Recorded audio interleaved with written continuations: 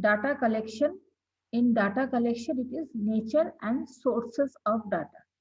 Now, since we are speaking about research methodology, so it is very much obvious that this data over here we are referring to is for research methodology, the various data that is required for research.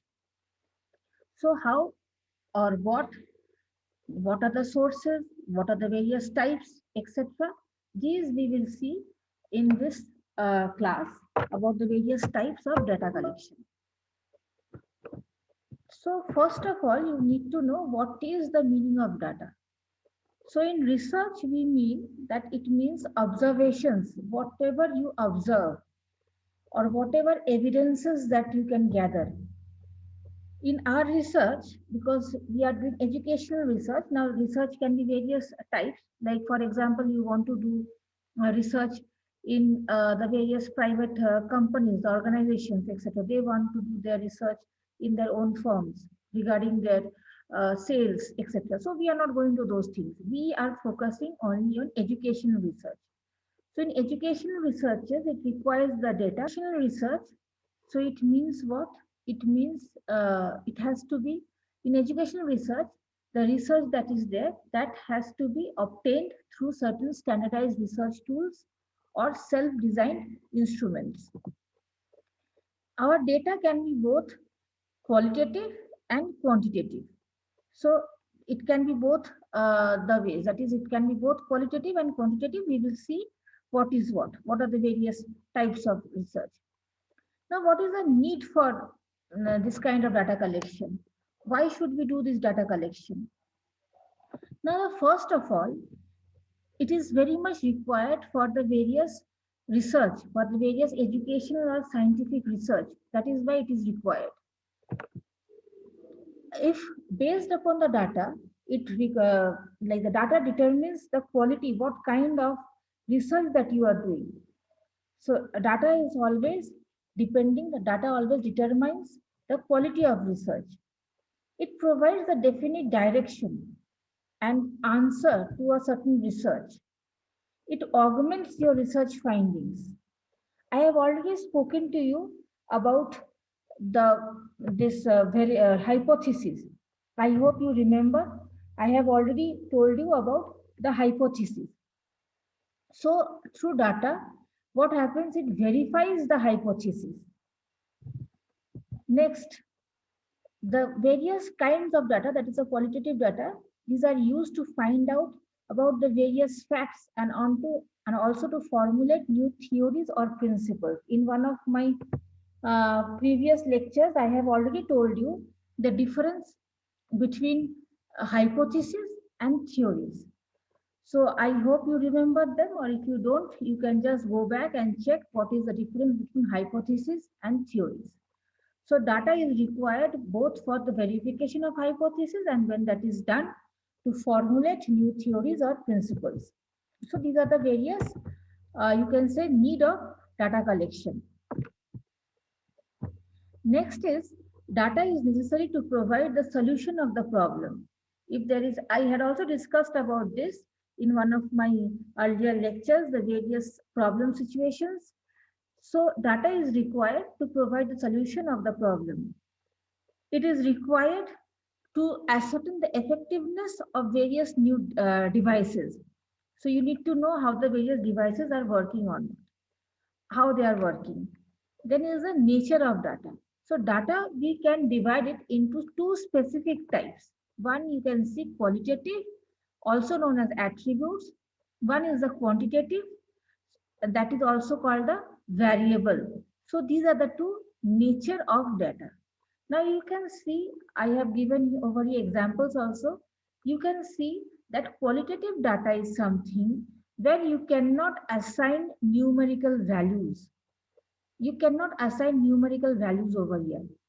For example, if I say motivation, confidence, honesty, etc., I cannot assign a value for motivation. For example, if I say the students who are hearing this lecture, if I say that X student is the motivation scale is one, or if I cannot say that a Y student has three confidence level. There is no such thing as one motivation level or three confidence level. We can say is highly motivated, or we can say highly confident, or we can say not confident, etc. etc. So you cannot assign a numerical value, but in quantitative, you can assign a numerical value. If I say the height of any student, then I can say that okay, or if I can say the weight, then I can say okay, that this person is weighing this much and his height is this much. So, like marks, obviously, I assign marks to my students. So that means there is a numerical value. So here there is no numerical value. Here there is a numerical value, and this is the difference between qualitative and quantitative. I hope this is clear. So this is in very brief about both difference between them. So in quantitative, that which you can assign numerical value. So over there you can answer what, where, etc. Here it is why, because of more of an explanatory kind of a thing. Number based upon opinions and experiences. Larger sample size, you cannot work with a larger sample size here. Statistical analysis can be done obviously when you have some numerical data, you can go for statistical analysis. Here it is more of an interview, etc. This is objective, this is subjective. So these are the various differences between quantitative and qualitative data. Now, what are the various types of data? Now, types of data, we have got generally four types of data. This is a nominal scale, ordinal scale, or rank scale, interval scale, then comes the ratio scale. So these are the four main types of data. And now let us see what is what. Now, first of all, let us see what is nominal data. So it says that it implies the classification of an item into two or more categories without any extent or magnitude. So this is the very simplest form of data, you can say. Here you can just classify it, you can just categorize it, and but you cannot give any extent. I will give an example so it will be clear for you. So, like for example, if I say blood type, so I can classify them that A positive, B positive, etc., etc. So these are the various blood types.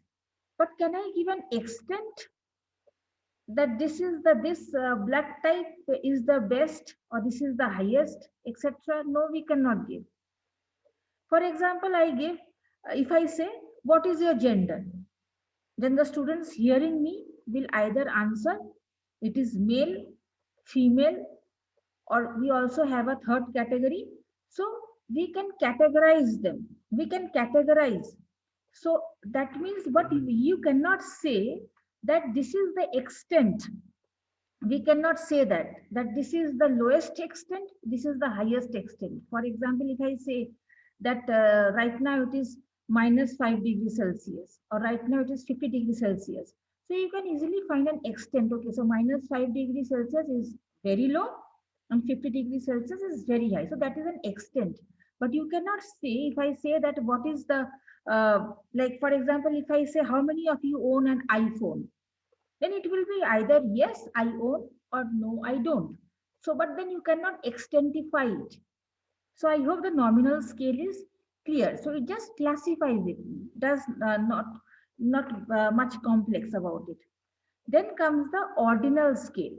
So this is a second level of measurement.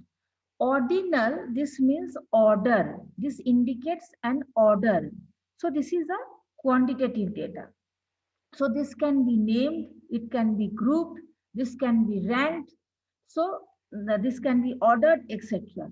So when I will give you example of this. So when I say ranking, so it is very much obvious that your students are ranked according to your result, class result. So you will be ranked first, second, third, etc., etc.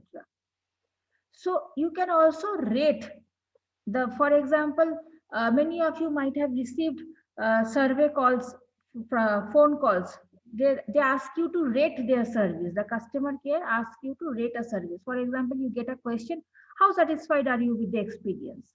And then they say that you will be given an option from 0 to 10.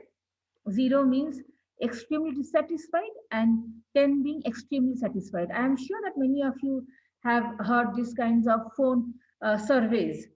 So over there, you are ranking them, you are rating them, you are rating the service, that is ordinal scale. You are rating the service, that yes, from 0 to 10, you are rating them. So that is ordinal scale. Then comes the interval scale. So this is the third category. This has got the characteristics of the ordinal scale, etc. So these have got the characteristics of these two. Plus over here, the difference between two values, that is meaningful. The difference between two values is meaningful. For example, if I say that right now, it is, for example, I say, not right now, for example, I just categorize the temperature of India into Celsius, degree Celsius. So I can like categorize it as maybe 10 to 20. These are the regions falling in 10 to 20 degrees Celsius. These are the regions falling from 20 to 30, 30 to 40, etc. So that means the values between two, difference between two values is meaningful. When I am saying 0 to 20, then that has got a meaningful value. 0 implies something, that means too low. 20 implies something. 0 to 20, each of the Celsius, each of the degree Celsius has a meaning. That is, it is increasing by 1 degree Celsius, means it is getting hotter. Temperature is increasing by 1 degree Celsius. When I am saying 50 degrees Celsius, then obviously, and when I am saying 0 degrees Celsius, the starting scale, so obviously there is a meaning between these two values. 50 meaning too very high. Or I will give you example from pH scale. Many of you might have heard about pH scale. Now a pH scale of a neutral pH scale will have a meaning, and less than 7 will have some meaning. It will become more acidic. The more it increases, it will become basic or alkaline. So the difference has some value. So that is interval scale. Then comes the ratio scale. So here the researcher compares the interval and differences. I have given example of this. So like for example, I asked which age bracket do you fall? So there is a ratio scale. It can be either below 20 or 50 years and above. So this is a ratio scale. So this starts with 0. The first thing is that the data that you are collecting, it must be relevant to your research problem. We should not collect data that is irrelevant, that does not have anything to do with the whole thing, the whole your research process. It should be collected only through the set standardized research tools. The data should be such that these can be subjected to statistical treatment, because when you are collecting data, generally we go for statistical analysis. So you must remember that when you are collecting your data, the data should be collected in such a way that it becomes statistical analysis easy. It should have minimum measurement error. If there is lot of error in your data, then the ultimate error will be much more. It must be able to verify the hypothesis. The data should be such as parameters of the population may be estimated for inferential purpose. It should be complete in itself and also comprehensive in nature. It should be collected through objective procedure. It should be obviously accurate, precise, reliable, and valid. So let us now come to the various sources of data. Now, sources of data, mainly we have got two main sources, and that is statistical data source and census data source. There may be other data sources also, but when we come to the various sources of data, then we can divide this into two main sources. That is the statistical data source and the census data source. So let us see what is the statistical data source. So when we say that statistical data source, so these statistical data source, they are implemented for official purposes. And from where do we get them? Through the various surveys and also other statistical resources, other statistical reports. And generally these kinds of data is collected through questionnaire, and they can be both figure type or non-figure type. Then comes the census data source. So these are collected from the census report. So I'm sure that all of you know what is census report. So these are collected from the census report. And there is a particular specific period of time. For example, you are studying your study period is from 2010 to 2020 or 11 to 22. That is, there is a specific period because census does not come every year. I am sure that all of you are aware of that. That census comes only after 10 years. So there must be a specific period of that data. And that period, whether you are collecting for 10 years, 20 years, whatever it is, that is called the reference time. Apart from these two, there are other additional sources of data, and that is the internal source of data, the external sources of data. So what are the internal and the external sources of data?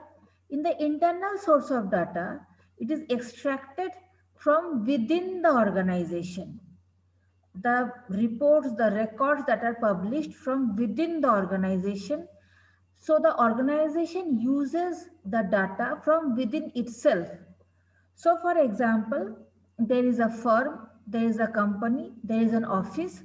So it will, for the internal source of data, maybe the office name is, for example, XYZ office. There is one office or a firm. So that firm's name is, just take any firm's name. So that firm will not go and extract data from the other firm. It will extract data only from within itself. So what kind of data? That may be internal audit record, internal experts record, the account, the sales record. So they just want within themselves, whatever they have within the organization, the audit record of their organization, the sales record of their organization. So that is internal source of data. We also have an external source of data. There can be various external source, can be many in numbers. They have got a huge variety, diversity, because when I am saying external, that external can be anything. So that is done outside the organization. So that can be, there is a huge variety of that data. So that external data can be divided into government publication, non-government publication, and syndicate services. So government publication, you know what is government publication? The non-government publications, that is when the publications when the government is not coming out with those publications. Syndicate surveys means these may be household surveys, maybe from various other firms, wholesalers, etc. So that is syndicate surveys. So then we have a third kind of data apart from the previous two that I had said, that is called the experimental source of data. Now this kind of data is mainly, like you are seeing over here, experiment. So here the mainly it is used for experiments. Mainly the source is also experiments. So the researchers can find out about the various designs that can be carried out in the experiments. So mainly this kind of experimental source of data, mainly it is used for clinical or agricultural purposes. So, and as I had told you that this is collected from the various experiments that are done. So that experiments or this source of data can be collected from, these are the four types. These are the four experimental designs, that is completely randomized design, randomized block design, Latin square design, and the factorial design. These are the four types of the experimental source data. Now I will explain, but then again, let me again remind you that these data sources, these are mainly used mainly for clinical or agricultural purposes. These are not much used for our geography subject. But nevertheless, for statistical analysis, we must understand what these are. So first is the completely randomized survey. So in this, the treatments are assigned randomly. This word treatment is being used because I have told you this is specifically for clinical trials, specifically for agricultural purposes. So in agriculture also, for various types of fields, we need to do various kinds of treatments. If a certain of the field is not yielding properly, we have to give various kinds of treatments in the form of fertilizers, pesticides, etc. So the word treatments has been given. So in this kind of a design, treatments are assigned randomly. I will give you an example, so this will be easy for you. I will give you an example from the recent times. For example, all of you are aware that the vaccines for COVID, we have got Covaxin, we have got Covishield, we have got Sputnik, etc., etc. So supposing in a certain room, a certain number of people has been admitted. Maybe it is 200 to 50, whatever you take, any random number you take.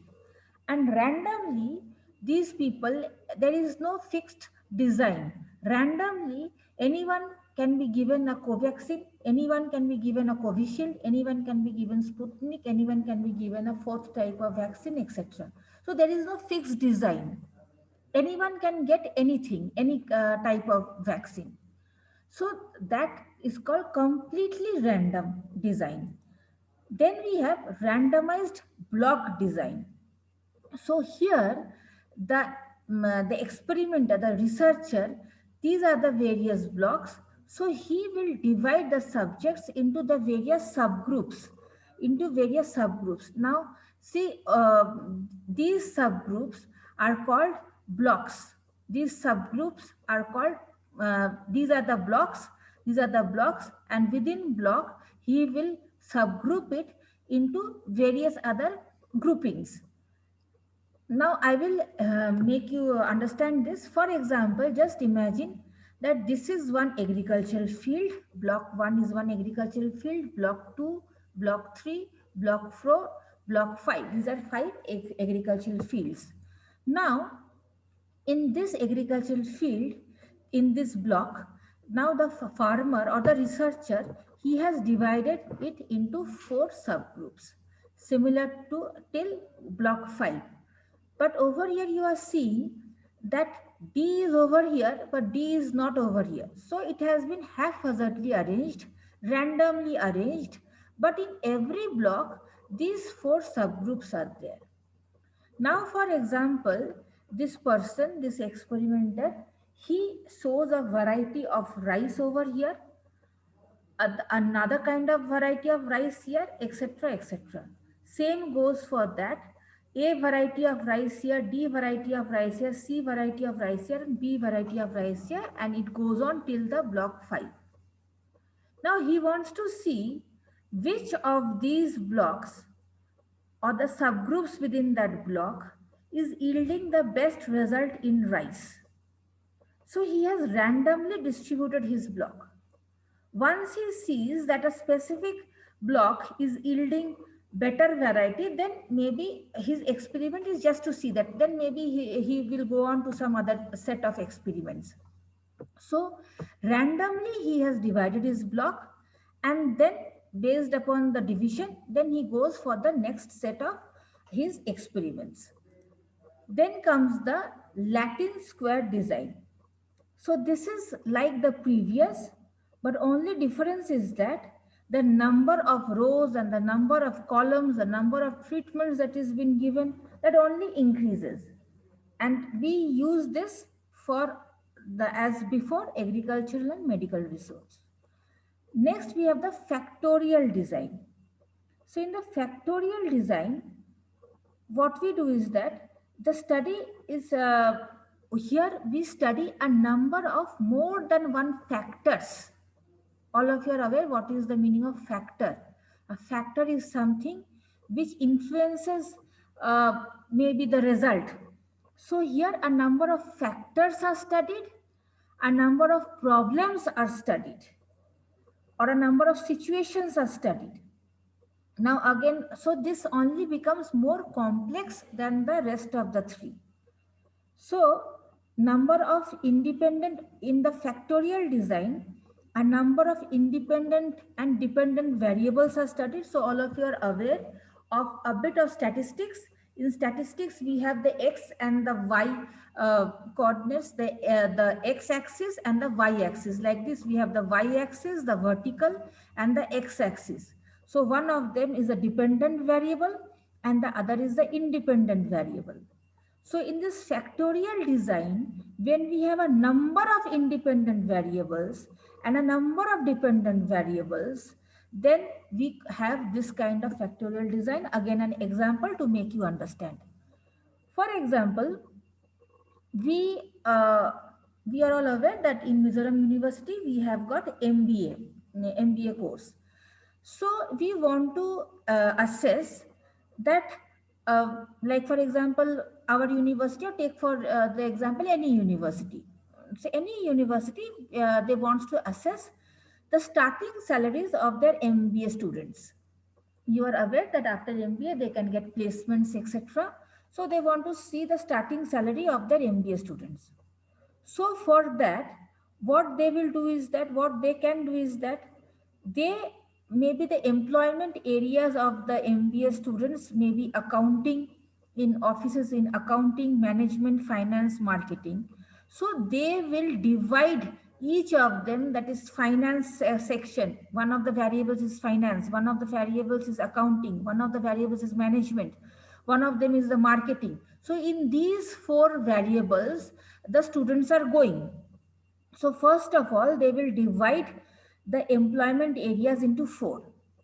Then what they will see, then they will divide the researchers into two groups or more than two groups. That is based upon their gender, male, female, and the third category. Maybe they will divide it into gender. Then the employment sector and the gender of the graduates, this will be the independent variable. And the starting salaries will be the dependent variable. So over here, the employment sector, that is the four sectors, will be the independent variables, the gender will be independent variables, and the starting salaries will be the dependent variables. So then they will see how the independent variables, what the relationship between the independent variables with the dependent variables. Now over here, the starting salaries can also be categorized into various levels. Less than this much, this to this, that to that, etc., etc. So you are seeing that a number of variables are involved over here. A number of variables, a number of levels in the variables are involved over here. So this is the factorial design. Again, these are basically used for statistical techniques, statistical analysis, for research, clinical researches, for agricultural, etc. So these were about the data collection, the various nature of data collection, etc.